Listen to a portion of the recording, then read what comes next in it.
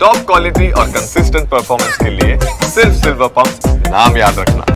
દર્શક મિત્રો, હવે આપને અમે મહત્વપૂર્ણ માહિતી આપવા જઈ રહ્યા છીએ. અમદાવાદ પ્લેન ક્રેશ દુર્ઘટનાને લઈને સૌથી મોટા સમાચાર આપને દર્શાવવા જઈ રહ્યા છીએ. એર ઇન્ડિયાની ગંભીર બેદરકારીઓ સામે આવી છે. એર ઇન્ડિયાના અનેક વિમાનોમાં એક્સપાયર થઈ ગયું હોય તે પ્રકારના ઇમરજન્સી ઇક્વિપમેન્ટ્સ લગાવવામાં આવેલા હતા. ઇમરજન્સી ઇક્વિપમેન્ટ્સ ત્યારે કામ આવે જ્યારે આવા પ્રકારે કોઈ દુર્ઘટના સર્જાય, પરંતુ એર ઇન્ડિયાના ઇમરજન્સી ઇક્વિપમેન્ટ્સ એક્સપાયર થયેલા હતા. DGCA જે નાગરિક ઉડ્ડયન નિયંત્રણ બોર્ડ છે, આપણું આ મંત્રાલય છે, તેમના દ્વારા એર ઇન્ડિયાને શો કોઝ નોટિસ એટલે કે કારણ જણાવો નોટિસ ફટકારવામાં આવી છે. અને એર ઇન્ડિયા જે શો કોઝ નોટિસમાં યુઝ કરવામાં આવી રહેલા જે એક્સપાયર ઇક્વિપમેન્ટ છે તેનું લિસ્ટ આપવામાં આવેલું છે. એ નોટિસનો ફોટો અમે આપને બતાવી રહ્યા છીએ. એર ઇન્ડિયા દ્વારા આ જે નાગરિક ઉડ્ડયન નિયમનની જે જોગવાઈઓ હોવી જોઈએ તે જોગવાઈઓનું પાલન કરવામાં આવ્યું નથી. જો એર ઇન્ડિયા આ નોટિસનો કોઈ જવાબ નહીં આપે તો એવું સમજવામાં આવશે, એવું જાણવામાં આવશે કે બચાવમાં કંઈ કહેવામાં આવ્યું નથી અને આવી સ્થિતિમાં આગળની કાર્યવાહી શરૂ કરવામાં આવશે.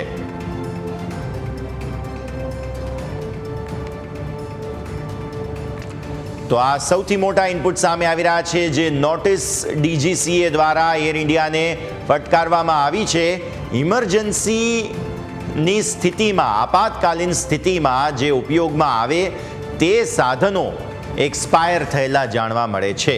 એટલે શો કોઝ નોટિસ ફટકારવામાં આવી છે અને જો શો કોઝ નોટિસનો કોઈ જવાબ એર ઇન્ડિયા દ્વારા નહીં આપવામાં આવે તો એવું માની લેવામાં આવશે કે કોઈ પ્રત્યુત્તર આપવામાં નથી આવ્યો અને પછી આગળની કાર્યવાહી શરૂ કરી દેવામાં આવશે. અમારા સહયોગી ઋષાંગ અને જયેશ આપણી સાથે જોડાઈ રહ્યા છે. તેમની પાસે જઈશું અને સમજીશું. સૌથી પહેલાં તો જયેશ, આપના પાસે આવી આ જે નોટિસ ફટકારવામાં આવી છે તે નોટિસની અંદરની વિગતો, કયા પ્રકારના સાધનો હતા કે જે એક્સપાયર થયેલા જાણવા મળ્યા છે તે આપણે જાણી લઈએ. જયેશ.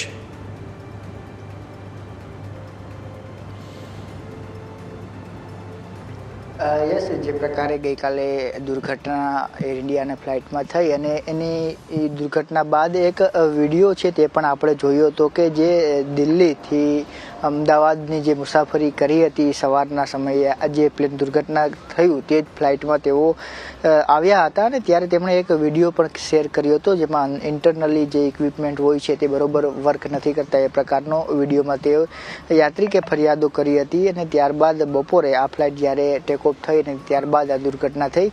હવે એ વિગતો એ પણ સામે આવી રહી છે કે એર ઇન્ડિયાની જે ફ્લાઇટો છે તેના ઇન્સ્પેક્શન બાદ કેટલીક ખામીઓ છે તે સામે આવી હતી ને તેને લઈ અને DGCA દ્વારા આ નોટિસ છે તે એર ઇન્ડિયાને 3 તારીખે આપવામાં આવી હતી. જેમાં નોટિસમાં છે તે કહેવામાં આવ્યું હતું કે વિમાનોમાં અનેક એક્સપાયર ઇમરજન્સી ઇક્વિપમેન્ટ્સ છે લાગેલા છે, એટલે કે જે ઇક્વિપમેન્ટ લાગેલા છે તેની જે એક્સપાયરી ડેટ છે તે પૂર્ણ થઈ ચૂકી છે એ પ્રકારનું ધ્યાને છે તે DGCAને આવ્યું હતું ને ત્યારબાદ તેમણે નોટિસ છે તે એર ઇન્ડિયાને પાઠવી હતી અને શોકોઝ નોટિસમાં યુઝ થઈ રહેલા એક્સપાયર ઇક્વિપમેન્ટનું લિસ્ટ છે તે પણ આપવામાં આવ્યું હતું. એટલે લિસ્ટ સહિત એર ઇન્ડિયાને એ વાત કહેવામાં આવી હતી કે તમારા આ જે ઇક્વિપમેન્ટ છે તે એક્સપાયર થઈ ચૂક્યા છે એ પ્રકારની વાત સામે આવી હતી. સાથે એર ઇન્ડિયાને પ્રત્યુત્તર આપવા માટે પણ કહેવામાં આવ્યું હતું ને જો પ્રત્યુત્તર એર ઇન્ડિયા ના આપે તો કાર્યવાહી અથવા તો તેમની પાસે કોઈ આ અંગે જવાબ નથી એ પ્રકારનું માનવામાં આવશે. એ પ્રકારનો નોટિસમાં છે તે ઉલ્લેખ કરવામાં આવ્યો હતો. 3 તારીખની નોટિસ બાદ 5 તારીખે DGCA દ્વારા વધુ એક નોટિસ છે તે આપવામાં આવી હતી. જે શોકોઝ નોટિસ છે તે ટ્રાન્સપોર્ટ કેનેડા ઓથોરિટીની ફરિયાદ ઉપર આપવામાં આવી હતી. એ પણ એર ઇન્ડિયાની નોટિસ આપવામાં આવી હતી. એર ઇન્ડિયાની જે ફ્લાઇટ છે જેના નંબર AI189ની જે પેસેન્જર્સની સીટ હતી તેને લઈને ફરિયાદ કરવામાં આવી હતી. ટ્રાન્સપોર્ટ કેનેડા ઓથોરિટી ફરિયાદ ઉપર DGCA દ્વારા જે એર ઇન્ડિયા છે તેને નોટિસ આપવામાં આવી હતી. 5 જૂનના રોજ છે તે આ નોટિસ આપવામાં આવી હતી. તે નોટિસના ફોટોસ છે તે પણ આપણે પાસે આવ્યા છે અને સાથે જે તપાસનો રિપોર્ટ આવ્યો છે તેમાં DGCA દ્વારા તપાસ કરી અને રિપોર્ટ રજૂ કરવામાં આવ્યો હતો. પછી ફરી એકવાર આપના પાસે આવીશ, પણ આપણા સાથે ઋષાંગ પણ જોડાયેલા છે. ઋષાંગ, આપણે એ વસ્તુ સમજવું જોઈએ કે આ એ નોટિસ છે કે જેમાં સ્પષ્ટપણે લખવામાં આવ્યું છે કે વિમાન ઇમરજન્સી ઇક્વિપમેન્ટ્સ જે એક્સપાયર થઈ ગયા હતા તેની સાથે ઉડ્યા હતા. મતલબ સ્પષ્ટપણે એર ઇન્ડિયાની ગંભીર બેદરકારી સામે આવી છે. બિલકુલ. જાન્યુઆરી 2022ની અંદર એર ઇન્ડિયાએ ટાટા ગ્રુપે ટેક ઓવર કરી. એના પછી જૂન 2022થી જ પ્રોબ્લેમ શરૂ થઈ ગયા છે. જૂન 2022માં પહેલી વખત દંડ કરવામાં આવ્યો એર ઇન્ડિયાને. ત્યારથી લઈને અત્યારના વર્ષ સુધી 2025 સુધીમાં અનેક વખત એર ઇન્ડિયાને દંડ કરવામાં આવ્યો છે, શો કોઝ નોટિસ આપવામાં આવી છે. એર ઇન્ડિયા દ્વારા સતત નિયમોનું ભંગ કરવામાં આવ્યું છે. જ્યારે એર ટ્રાફિક કંટ્રોલ લઈને આપણા નિયમો છે એનો સતત ભંગ કરવામાં આવી રહ્યો છે. વાત ઇમરજન્સી ઇક્વિપમેન્ટની છે તો એસ્કેપ સ્લાઇડ્સ હોય છે. સો કોઝ નોટિસમાં અને ઇન્વેસ્ટિગેશન રિપોર્ટમાં ડિરેક્ટરેટ જનરલ ઓફ સિવિલ એવિએશનનો રિપોર્ટમાં સ્પષ્ટ લખવામાં આવ્યું છે કે એસ્કેપ સ્લાઇડ જે ઇમરજન્સી ઇક્વિપમેન્ટ છે, એટલે કે જે ઇમરજન્સી થાય, જેમ કે કાલે ક્રેશ થયું તો એવી સ્થિતિમાં પ્લેનની અંદર રહેલા મુસાફરો, ક્રૂ મેમ્બર્સને બચાવવા માટે જે એસ્કેપ સ્લાઇડ બહુ જ જરૂરી હોય છે તો એ બરાબર નહોતું, એ ફોલ્ટી હતું, એક્સપાયર થઈ ગયું હતું. એટલે એનો અર્થ એ છે કે એર ઇન્ડિયા દ્વારા કન્ટિન્યુઅસ સતત મુસાફરોના જીવની સાથે જોખમમાં મૂકે છે. સૌથી ગંભીર બેદરકારી વાત એ છે કે ડોક્યુમેન્ટેશન પ્રોપર થવું જોઈએ. જ્યારે ફ્લાઇટની વાત થઈ રહી હોય ને ત્યારે ક્રૂ મેમ્બર્સથી લઈને પાયલટથી લઈને દરેકનું ડોક્યુમેન્ટેશન વિમાનનું પ્રોપર થવું જોઈએ. એ ડોક્યુમેન્ટેશન એર ઇન્ડિયા દ્વારા કન્ટિન્યુઅસ થયું નથી. એના લીધે એને વારંવાર નોટિસ આપવામાં આવે છે. આ મહિનામાં જ 3જી તારીખે 5મી તારીખે પણ નોટિસ આપવામાં આવી છે. પહેલાં પણ એનું પૂરેપૂરી તપાસ કરીને બહાર પાડવામાં આવ્યું છે. હવે જ્યારે ડોક્યુમેન્ટેશન બરાબર નથી એટલે કેટલા વિમાનમાં કેટલી ખામીઓ છે એ કોઈ વાત બહાર આવી શકે નથી. થર્ડ, બીજી વાત એ છે કે ઇન્સ્પેક્શનની પ્રોસિજર્સ હોય છે એ પણ પ્રોપર ફોલો થઈ નથી.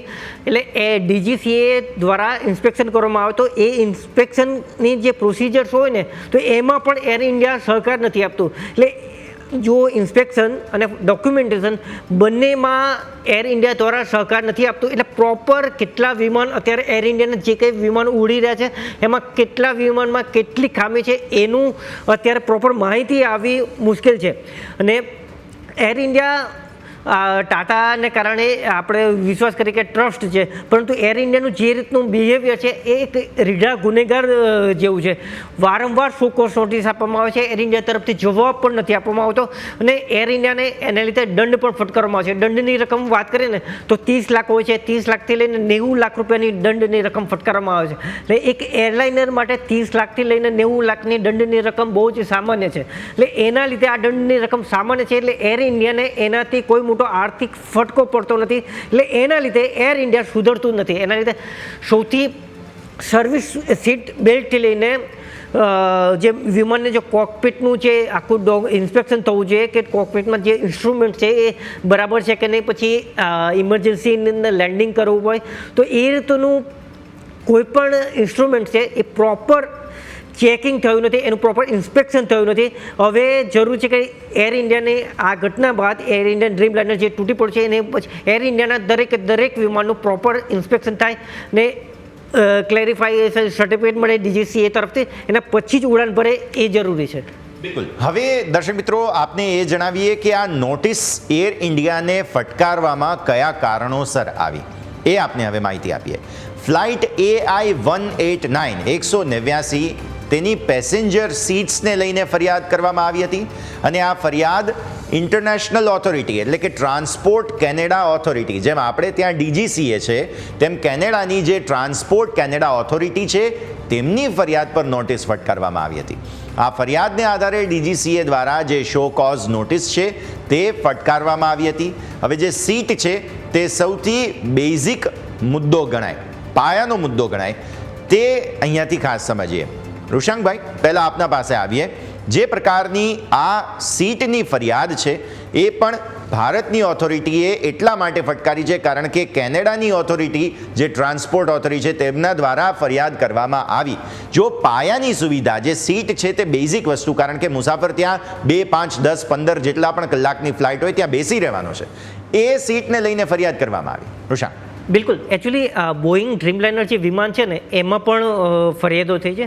ઘણી વખત એ વિમાન ઓચિંતું ઊંચાઈ ગુમાવી દે છે ને ધડામ દઈને નીચે આવી જાય છે. એના લીધે સીટની જે વાત કરીને તમે તો બિલકુલ સુરક્ષાની વચ્ચે ઘણી વખત ઉછળીને પડી જાય છે, સીટ બેલ્ટ તૂટીને પડી જાય છે, સીલિંગની સાથે વિમાનની સીલિંગની સાથે પેસેન્જર્સ અથડાય છે. હવે સૌથી મુખ્ય વાત એ છે કે કોઈ પણ વિમાન ઉડાડવું હોય ને તો એની પાસે એરવર્ધીનેસ સર્ટિફિકેટ હોવું જોઈએ. એટલે વિમાન ફ્લાઇટ ઉડાન ભરવા માટે કે ટેકઓફ માટે લેન્ડિંગ માટે તૈયાર છે એનું સર્ટિફિકેટ આવવું જોઈએ. તો આ રીતનું એર ઇન્ડિયાને જેટલા પણ પ્લેન્સને સર્ટિફિકેટ ઓફ એરવર્ધીનેસ મળ્યું છે ને તો એ બધા જ શંકાસ્પદ છે. આ તપાસ રિપોર્ટની અંદર કહેવામાં આવ્યું છે. એટલે કે અત્યાર સુધી જે સર્ટિફિકેટ ઓફ એરવર્ધીનેસ પ્રોસિજર છે તો એ પ્રોસિજરમાં પણ ફ્લો છે, ખામી દેખાય છે. એટલે એના લીધે જ એર ઇન્ડિયાના અત્યારના આ પ્લેન ક્રેશ થયું છે.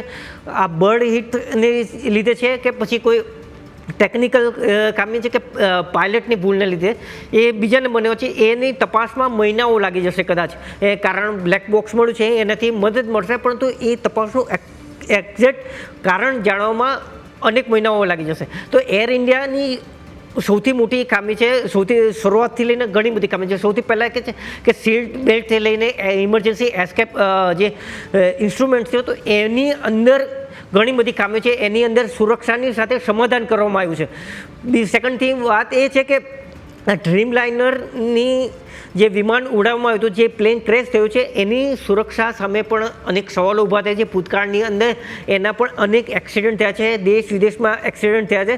એમ છતાં એટલા માટે એની બહુ જ કાળજી લેવી પડે. આવું ડ્રીમ લાઇનર જ્યારે તમે ઉડાડતા હોય, ચોક્કસ આટલો મોટો ક્રેશ આ વિમાનને નથી થયો, પરંતુ ભૂતકાળની અંદર અનેક દુર્ઘટનાઓ આ ડ્રીમ લાઇનર બોઈંગ ડ્રીમ લાઇનરને થયા છે. તો એટલા માટે એક્સ્ટ્રા કાળજી લેવાની જરૂર હતી. થર્ડ થિંગ કે જેટલા પણ ડોક્યુમેન્ટેશન થયું છે એ પ્રોપર થયું નથી. એટલે આપણે હજુ સુધી ખબર જ નથી કે એર ઇન્ડિયાના વિમાનો ઉડી રહ્યા છે તો એમાંથી કેટલા સેફ છે, કેટલા વિમાનોને ગ્રાઉન્ડેડ હંમેશા માટે જમીન પર રાખવાની જરૂર છે એનો પણ આપણને ખ્યાલ નથી. એટલે જે અમેરિકાની અંદર બોઈંગની સામે તપાસ ચાલી રહી છે.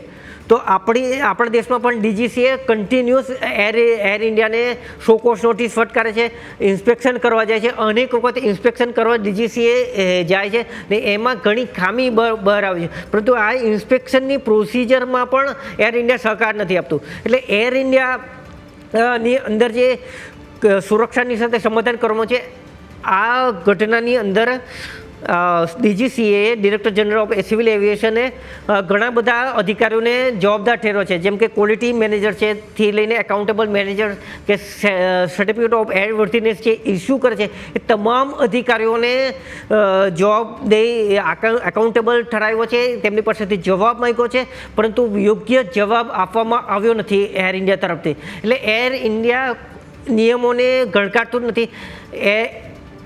શોકોસ નોટિસની અંદર ડીજીસીએ વિગતે જણાવ્યું છે કે કયા રૂલ છે, એનો કયો સબ રૂલ છે, એનો ભંગ કર્યો છે, એની વિગતો આપવામાં આવી છે. પરંતુ એ નિયમોને એર ઇન્ડિયા બિલકુલ ગણકારતું ન હોય એવી સ્થિતિ છે.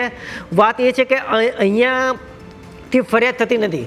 મોટાભાગના કેસમાં ફોરેનથી ફરિયાદ થાય છે, જેમ કે ટ્રાન્સપોર્ટ કેનેડા એ ફરિયાદ કરી છે. એટલે એવા કેસમાં ડીજીસીએને એક્શન લેવાની ફરજ પડે છે, કેમ કે ફોરેન ઓથોરિટી તરફથી, ફોરેન એરલાઇન તરફથી જ્યારે પણ ફરિયાદ કરવામાં આવે ત્યારે એને સિરિયસલી લેવામાં આવે છે. એટલે એના લીધે એક્શન આ જેટલી પણ એક્શન લેવામાં આવી છે એ થયું છે, દંડ કરાયો છે, પણ એ દંડની રકમ બહુ જ મામૂલી છે. બિલકુલ, અને એટલા માટે જ અહીંયા કાર્યવાહી જે છે તે એ રીતે ખૂબ જ અગ્રેસર સાથે કરવામાં આવી હતી, અગ્રેસિવનેસ સાથે કરવામાં આવી હતી.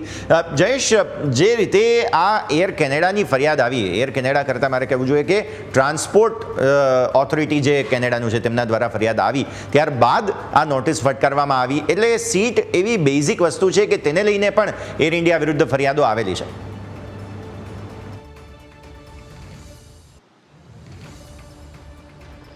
યસ, ચોક્કસથી અનેક ફરિયાદો છે તે આવેલી છે, પરંતુ અહીં સમગ્ર દોષનો ટોપલો એર ઇન્ડિયા ઉપર ઢોરવો પણ યોગ્ય નથી. કારણ કે જે એર ઇન્ડિયા છે તે ટાટા ગ્રુપે છે તે એક્વાયર કરી હતી સરકાર પાસેથી, અને સરકારે એર ઇન્ડિયાને કઈ હાલતમાં છોડેલું હતું એ સ્થિતિ પણ સૌ કોઈ જાણે છે. ત્યારે એ ધીરે ધીરે છે તે ડેવલપ થઈ રહ્યું હતું, અને વાત એ પણ હતી કે ટાટા છે તે અન્ય વિસ્તારા જેવી કંપનીઓનું મર્જર પણ છે તે કરવા જઈ રહી છે. એટલે સંપૂર્ણ દોષનો ટોપલો છે તે ટાટા ઉપર ઢોળવો પણ યોગ્ય નથી, કારણ કે જે પ્રકારના સાધન સામગ્રી તેમને જે હેન્ડલિંગ તરીકે આપવામાં આવી હતી સરકાર પાસેથી તેમણે ટેક ઓવર કરેલું હતું, અને એ પ્લેનો જે સ્થિતિમાં હતા ત્યારે તેનું ધીરે ધીરે છે તેની ક્વોલિટી સુધારવા માટે પ્રયાસ ટાટા ગ્રુપ કરી રહ્યું હતું. પરંતુ સવાલ તો અહીં ટાટા ગ્રુપ માટે એટલા માટે ઉઠે છે કારણ કે નોટિસ આપવા છતાં પણ તેના જવાબો છે તેના આપવામાં આવ્યા. અને ગઈકાલનો જ આપણે જે વિડીયો જોયો કે જે ફ્લાઇટનો દુર્ઘટના થઈ, અને એ ફ્લાઇટ જ્યારે લંડનથી અમદાવાદ માટે લેન્ડ થઈને એ ફ્લાઇટમાં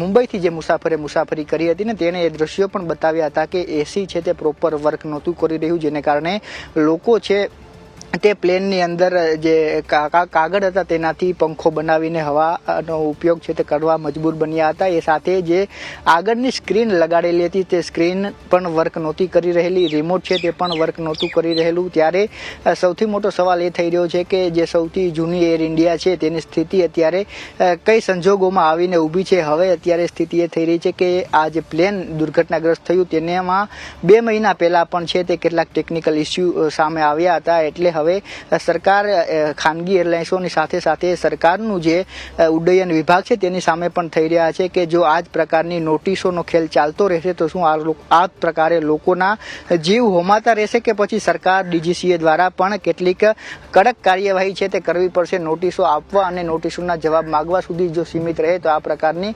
ઘટનાઓ છે તે વારંવાર બનતી રહેશે. ત્યારે તમામ જે સિસ્ટમ છે તે સિસ્ટમ ગોઠવવાની જરૂરિયાત છે. જો એ સિસ્ટમ ગોઠવવામાં આવે તો આ પ્રકારની જે મોટી દુર્ઘટનાઓ છે તે ક્યાંક ને ક્યાંક ટાળી શકાય છે. બિલકુલ. હવે દર્શક મિત્રોને વધુ એક માહિતી આપીએ. જે એર ઇન્ડિયાને નોટિસ અત્યાર સુધીમાં ફટકારવામાં આવી તે બાદ DGCA દ્વારા તપાસ રિપોર્ટ રજૂ કરવામાં આવ્યો હતો. જે નોટિસ છે તે નોટિસ બાદનો તપાસ રિપોર્ટ આપને ડિટેલ આપીએ. તપાસ રિપોર્ટમાં બહાર આવ્યું છે કે એક્સપાયર થઈ ગયેલા ઇમરજન્સી ઇક્વિપમેન્ટનો ઉપયોગ કરવામાં આવ્યો છે. આ જે ઇક્વિપમેન્ટ્સ છે તેમાં એસ્કેપ સ્લાઇડ્સનો સમાવેશ થતો હતો. આઉટડેટેડ રજિસ્ટ્રેશન સર્ટિફિકેટવાળા એરક્રાફ્ટનો ઉપયોગ કરવામાં આવે. એટલે વિચાર કરો, સમગ્ર એરક્રાફ્ટનું રજિસ્ટ્રેશન જ આઉટડેટેડ, રજિસ્ટ્રેશન ફરી વખત થયું જ નથી. ઇન્સ્પેક્શન શેડ્યુલનો અમલ કરવામાં એર ઇન્ડિયા નિષ્ફળ ગયું. ઇન્સ્પેક્શન શેડ્યુલ મતલબ શું કે પ્લેન જ્યારે ઉપડવાનું હોય તે પહેલાં અમુક સેફટી ચેક કરવામાં આવે છે. તે સેફટી ચેક જ કરવામાં એર ઇન્ડિયા જે છે તે નિષ્ફળ નીવડ્યું. વિમાનમાં ડોક્યુમેન્ટેશન પણ આઉટડેટેડ હતું. ઋષાંગ, આપના પાસે આવીએ. વિચારો કે જે એક્ઝિટ ઇમરજન્સી સ્લાઇડ છે તે આઉટડેટેડ, સમગ્ર વિમાનનું રજિસ્ટ્રેશન જ ન થયું હોય, સેફટી ચેકનું એક પ્રોપર શેડ્યુલ હોય તે બરાબર શેડ્યુલ પણ મેન્ટેન કરવામાં આવતું ન હતું. બિલકુલ. આમાં 2 બાબત મહત્વની છે. એક છે કે કોકપિટમાં અંદર એક મેનર્સ હોવું જોઈએ, એનો પણ ભંગ થયો છે. બીજી માર્ચ 2024માં એર ઇન્ડિયાને 80 લાખનો દંડ ફટકાર્યો હતો, કેમ કે પાયલટ્સને જે લિમિટ હોવું જોઈએ કે આટલા ડ્યુટી અવર્સ હોવો જોઈએ એના કરતાં વધારે કલાક કામ કરાવડાવ્યું હતું. એના લીધે પણ જે પાયલટ્સને કામ કરવાની અસર થાય એના લીધે 80 લાખ રૂપિયાનો દંડ ભરવામાં આવ્યો હતો. એટલે એ પણ મેનર્સ, એ જે કામ કરવાની વર્કિંગ સ્ટાઇલ છે તો એમાં પણ એર ઇન્ડિયા ફોલો કરતું નથી નિયમોનો. બિલકુલ. અને સાથે સાથે જયેશ, જે રીતે આ સેફટી ઇક્વિપમેન્ટ્સ, જે ઇમરજન્સી ઇક્વિપમેન્ટ્સ છે તે એક્સપાયર થતા જોવા મળે છે. આપે શરૂઆતમાં કહ્યું કે એર ઇન્ડિયાને ટાટા ગ્રુપને કઈ સ્થિતિમાં એર ઇન્ડિયા મળ્યું હતું અને ત્યારબાદ સુધારો. પરંતુ જો સેફટી ચેક કરવામાં આવનાર હોય, જે શેડ્યુલ હોય તે જ ન કરવામાં આવતું હોય, મતલબ સ્વાભાવિક છે કે સમય પર પ્લેન ઉડાવવા માટે થઈને આવા પ્રકારના છીંડા કરવામાં આવ્યા હોઈ શકે. જયેશ.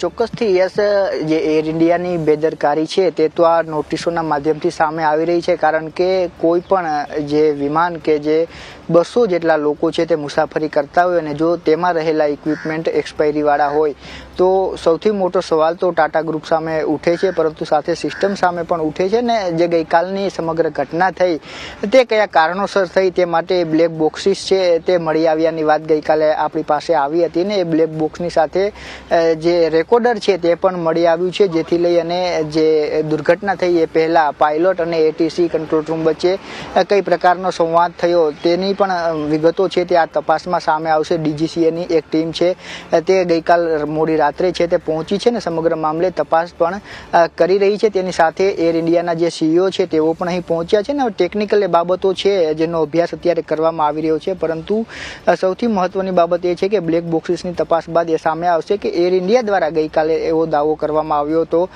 કે મેડે કોલ છે તે આપવામાં આવ્યો હતો અને ત્યારબાદ એટીસી દ્વારા છે તે રિપ્લાય પણ આપવામાં આવ્યો હતો. પરંતુ ત્યારબાદ જે પાયલોટ છે તેણે મેડે આપ્યા બાદ તેમના તરફથી કોઈ પ્રત્યુત્તર એટીસીને નહોતું મળ્યું એ પ્રકારની વાત ગઈકાલે એર ઇન્ડિયા દ્વારા એક સુપર પોસ્ટ કરીને કહેવામાં આવી હતી. સાથે એ પાયલોટોની ડિટેલ પણ આપવામાં આવી હતી, તેમનો જે ઉડ્ડયનનો સમય હતો તે પણ આપવામાં આવ્યો ને કેટલા કલાકની તેઓએ ઉડાન ભરેલી છે તે તમામ વિગતો આપવામાં આવી હતી. ત્યારબાદ હવે સરકાર છે તે પણ તપાસ કરી રહી છે, ડીજીસીએ છે તેની ટીમ પણ તપાસ કરી રહી છે. ત્યારે તપાસમાં બ્લેક બોક્સ છે તે મળી આવવું ખૂબ મહત્વની બાબત છે. તેમાં અનેક એ પ્રકારની ટેકનિકલ વિગતો છે તે સામે આવશે અને તેમાં હવે જે વિમાન હતું તેને લઈને પણ સવાલો ઉઠી રહ્યા છે, કારણ કે 2 મહિના પહેલાં સેમ વિમાનમાં આ પ્રકારની ક્ષતિ છે તે સામે આવી હતી ને ત્યારબાદ એ ટેકનિકલ કારણોનો અભ્યાસ કર્યો હતો કે શું એ પણ હવે મહત્વની બાબત છે. કારણ કે જો 2 મહિના પહેલાં આ પ્રકારની ક્ષતિ આવી હોય તો શું ડીજીસીએના ધ્યાન ઉપર આવ્યું હતું અને ડીજીસીએ ત્યારબાદ કોઈ નોટિસો આપી હતી અને નોટિસો આપ્યા બાદ પણ કોઈ કાર્યવાહી થઈ હતી કે નહીં, એ તમામ સવાલો છે. કારણ કે આપણે જ્યારે પણ દુર્ઘટનાઓ થતી હોય છે ત્યારે એ વાતો સામે આવતી હોય, એ પછી રાજકોટની ટીઆરપી કાંડ હોય કે પછી બનાસકાંઠામાં જે પ્રકારે ફટાકડાની ફેક્ટરીમાં આગ લાગવાની વાત હોય કે મોરબીમાં બ્રિજ ધરાશાયી થવાની વાત હોય કે પછી વડોદરા હરણની લેક હોય, તો આ તમામ એ બાબતો છે કે દુર્ઘટના જ્યારે પણ થાય છે ત્યારબાદ એ ખુલાસાઓ થાય છે કે નોટિસો આપવામાં આવી હતી, તેને નોટિસમાં આ પ્રકારની ક્ષતિઓ સામે આવી હતી જેને લઈને નોટિસ આપવામાં આવી હતી. પરંતુ જે સવાલ છે તે એ જ છે કે નોટિસો બધી જગ્યા પર આપવામાં આવે છે, પરંતુ નોટિસો આપ્યા બાદ જે આગળની કાર્યવાહી કરવાની હોય છે તે નથી થતી અને ત્યારબાદ આ પ્રકારની દુર્ઘટનાઓ થાય છે ને ત્યારે આપણે અને સરકાર અને તમામ લોકો છે એ નોટિસોને લઈ અને બતાવતા હોઈએ છીએ કે આ નોટિસ આપવામાં આવી હતી, આની બેદરકારી છે. પરંતુ સાથે સાથે જે ખાનગી કંપનીઓ છે તેની સાથે સાથે તેના ઉપર કંટ્રોલ આપવાવાળી જે સરકાર છે તેમાં બેઠેલા અધિકારીઓ છે તેને પણ સવાલ આ ઉઠવા જોઈએ, કારણ કે તમારી પણ જવાબદારી છે. તમને જે સ્થાન ઉપર બેસાડવામાં આવ્યા છે કે માત્ર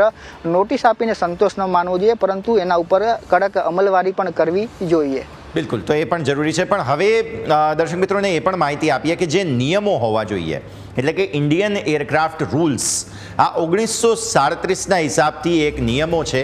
તે નિયમો પ્રમાણે તમે જોવા જાઓ, એરક્રાફ્ટ રૂલ 37, સબ રૂલ 2B, રૂલ 55, સબ રૂલ 1A, સબ રૂલ 3, રૂલ 53, સબ રૂલ 1 અને રૂલ 155A, સબ રૂલ 8, આટલા ભંગ જે છે તે અત્યારે થયા હોય તેવા પ્રકારની વિગતો સામે આવી છે.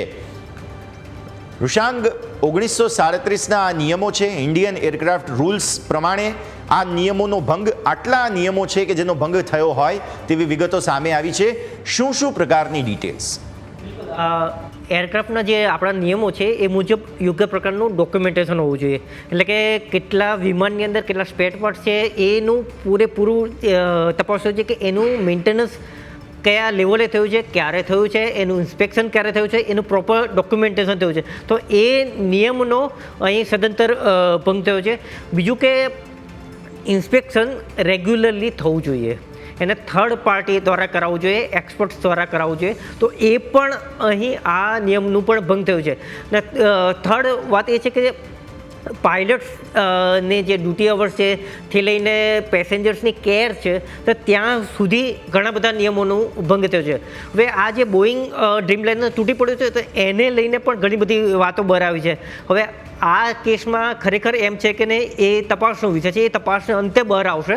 પરંતુ બોઈંગ ડ્રીમલાઇનર છે તો એના સ્પેર પાર્ટ્સ મળતા નથી, એટલે એના લીધે પણ બીજા કેટલાક દેશોમાં વાત બહાર આવી છે કે એના સ્પેર પાર્ટ્સ નકલી બન્યા છે, એને જોડવામાં આવ્યા છે ને એ જોડતી વખતે ફોલ્ટ થાય છે.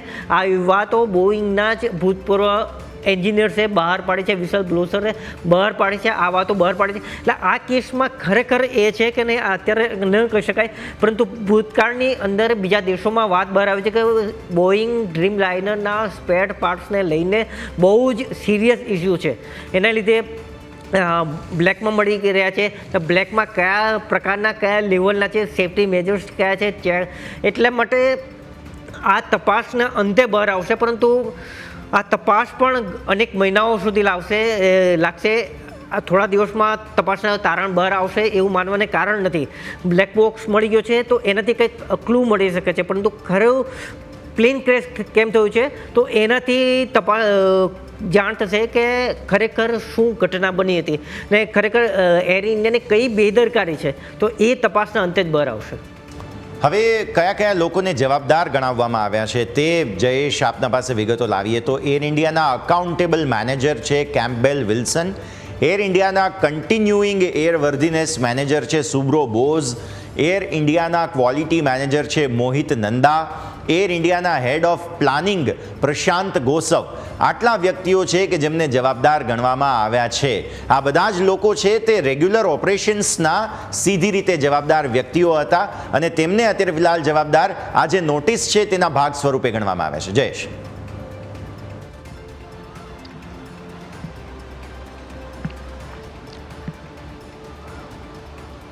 ચોક્કસથી યસ, જે નોટિસો સામે આવી છે ને નોટિસ બાદ ડીજીસીએ દ્વારા એક તપાસ રિપોર્ટ છે તે પણ રજૂ કરવામાં આવ્યો હતો, જેમાં 4 અધિકારીઓ છે તેમને જવાબદાર ગણવામાં આવ્યા છે, જેમાં ક્વોલિટી મેનેજરથી લઈ અને તમામ જે સંબંધિત લોકો છે તેમને ગણવામાં આવે છે. પરંતુ અહીં વાત જ્યારે કરવામાં આવી રહી છે તો બોઈંગ સામે પણ સવાલ છે તે ઉઠી રહ્યા છે, કારણ કે બોઈંગ છે જે હતું તેની અંડર સ્ક્રુટિની છે તે કેટલી વખત થઈ છે એ પણ એક મહત્વનો સવાલ છે, કારણ કે છેલ્લા ઘણા સમયથી ત્યાંના જે ટેકનિકલ એન્જિનિયરો છે તે પણ આ બાબતે સવાલ ઉઠાવતા રહ્યા છે. કેટલીક વખત ત્યાંના જે સ્ટાફ છે તેઓ ખુદ કહી ચૂક્યા છે કે અમે આ બોઈંગમાં છે તે ક્યારેય જે હવાઈ સફર છે તે નહીં કરીએ, એ પ્રકારની વાતો અગાઉ પણ સામે આવી છે. અને જ્યારથી બોઈંગનો ઉપયોગ થયો છે ત્યારથી કદાચ આ પ્રકારની પ્રથમ ઘટના છે કે જ્યારે બોઈંગ ટોટલ લોસ છે તે થયું છે, એ પ્રકારની વિગતો પણ મળી રહી છે. ત્યારે જે તપાસ કરવામાં આવીને તેમાં જે મેન્યુઅલ છે તેમાં ભંગ થયો હતો ને તે ભંગ બાદ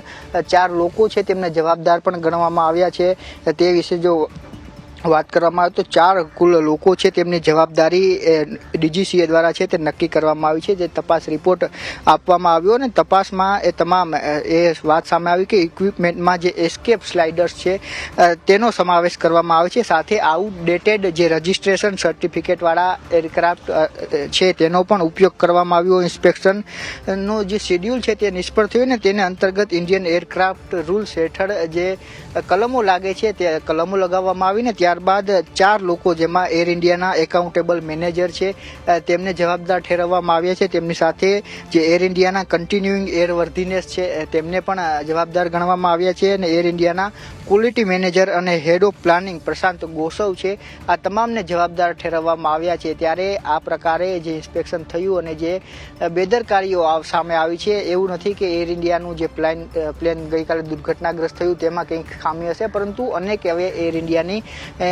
ફ્લાઇટો છે કે જેમાં આ પ્રકારે ક્ષતિ છે તે ડીજીસીએને સામે આવી છે ને ત્યારબાદ આ નોટિસો છે તે મોકલવામાં આવી હતી ને તે નોટિસો આપણી પાસે પણ આવી છે, જે આપણે દર્શાવી પણ રહ્યા છીએ ને એમાં તમામ આ બાબતનો ઉલ્લેખ કરવામાં આવી રહ્યો છે કે જે અધિકારીઓ છે તેમની બેદરકારી છે તેને કારણે આ પ્રકારની દુર્ઘટનાઓ છે તે થતી હોય છે. ત્યારે હવે આ 4 અધિકારીઓ છે તેમને જવાબદાર ઠેરવવામાં આવે છે ને આગામી સમયમાં તેમની સામે કઈ પ્રકારની કાર્યવાહી થશે એ પણ જોવું રહેશે. બિલકુલ. હવે દર્શક મિત્રો આપને માહિતી આપીએ ડીજીસીએની જે આ શો કોઝ નોટિસ છે તેમાં AI-189 જે VTALM કોડવર્ડ છે તેનો ઉલ્લેખ કરવામાં આવ્યો છે. AI-189નો ઉલ્લેખ કરવામાં આવ્યો છે. AI-189 એ બોઈંગ 777-300ER ટ્વિન જેટ તથા B-77W પ્રકારનું વિમાન છે. ઇન્સ્પેક્શનના અભાવે એર ઇન્ડિયાના પ્લેન કેટલા ખરાબ છે તેનો ઉલ્લેખ નથી કરવામાં આવ્યો, પરંતુ એટલી વિગતો આપવામાં આવી છે કે આ બોઈંગ 777 વિમાન હતું. બોઈંગના પ્લેન પહેલાં પણ જમીનદોસ્ત થયેલા હતા. લાયન એર મલેશિયાનો જે છે તે ખાસ તમે કિસ્સો યાદ કરો તો આવા પ્રકારે રૂશાંગ પહેલાં પણ બોઈંગના વિમાનોમાં ખરાબી સામે આવેલી હતી. હવે તપાસમાં આ એર ઇન્ડિયાના પ્લેન કેટલા ખરાબ છે તેનો ઉલ્લેખ નથી ઇન્સ્પેક્શનમાં, પરંતુ સ્પષ્ટ લખવામાં આવ્યું છે બોઈંગ 777-300ER ટ્વિન જેટ વિમાન છે. બિલકુલ એટલે આ બોઈંગ વિમાનને લઈને જે શોકોસ નોટિસમાં સ્પેસિફિક ઉલ્લેખ કરવામાં આવ્યો હતો એ સીટ બેલ્ટની વાત છે, પરંતુ બોઈંગ વિમાનને લઈને ભૂતકાળની અંદર ઘણા બધા વિવાદો થયા છે. તમને યાદ હશે કે બેટરીનો પણ પ્રોબ્લેમ હતો, બેટરી ઓવરચાર્જ થતી હતી, વધારે પડતી હીટ થતી હતી, એના લીધે આગ લાગવાની શક્યતા હતી. એટલે એક વખત તો 2013ની આસપાસની વાત છે, એ વખતે બોઈંગ ડ્રીમલાઇનર વિમાનોને ગ્રાઉન્ડેડ કરવામાં આવ્યા હતા, પૂરેપૂરી તપાસ કરવામાં આવી હતી, એના પછી જ એને ફરીથી ઉડાડવાની મંજૂરી આપવામાં આવી હતી. એટલે બોઈંગ ડ્રીમલાઇનર ક્લીનને લઈને ઘણી બધી વાત કહેવામાં આવે છે. ને પ્લસ એ છે કે મેઇન બોડી એલ્યુમિનિયમનું હોવું જોઈએ. એને અનેક એન્જિનિયર્સે કીધું છે કે આ મેઇન બોડી છે તો એને લઈને પણ ઘણા બધા સવાલ છે. જે પાર્ટ્સ છે એકબીજા સાથે જોડવામાં આવે છે તો એ પાર્ટ્સને જોડવામાં પણ ઘણી બધી ક્લીચ રહી જાય છે, ખામી રહી જાય છે, એના લીધે પણ સુરક્ષાનો ઇસ્યુ આવે છે. એટલે બોઈંગ ડ્રીમલાઇનર આપણે ઉડતું કોફિન તો ન કહી શકીએ, પરંતુ એને લઈને સુરક્ષાના સવાલો ઘણી વખતે ઊભા થાય છે. જાપાનમાં 2013માં દુર્ઘટના થઈ હતી, ત્યારથી લઈને આ વર્ષે બોઈંગ ડ્રીમલાઇનરને લઈને 6 દુર્ઘટનાઓ થઈ છે.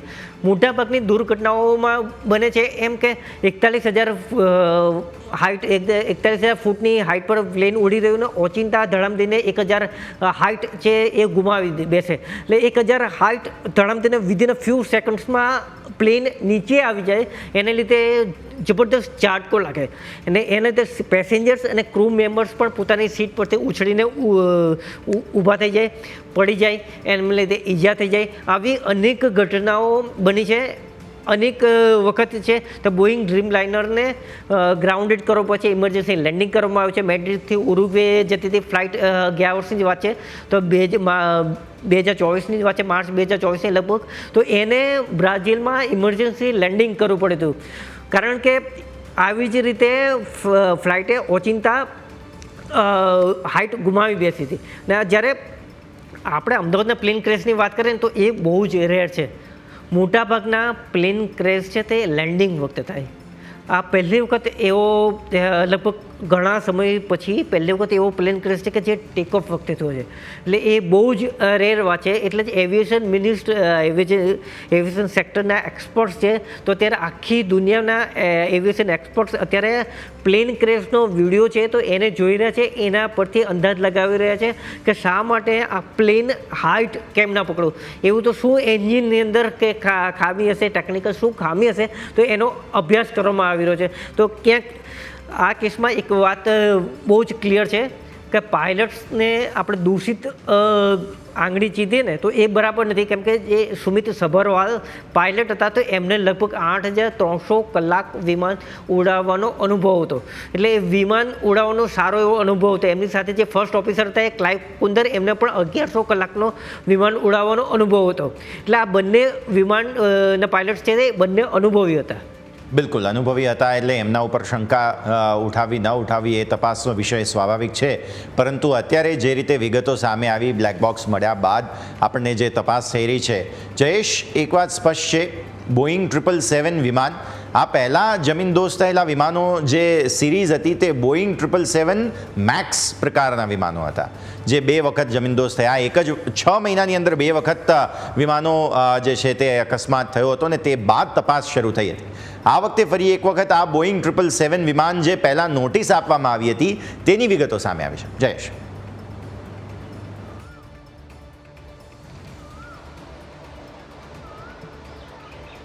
ચોક્કસથી યસ, આ જે ડ્રીમલાઇનર છે તે પણ કહી શકાય. ડ્રીમલાઇનર બોઈંગ છે તેને લઈને સવાલો છે તે ઉઠ્યા હતા અને છેલ્લે 2024માં એક વિસલ બ્લોવર છે તે સામે આવ્યા હતા અને તેમણે અનેક ઘટસ્ફોટો છે તે કર્યા હતા.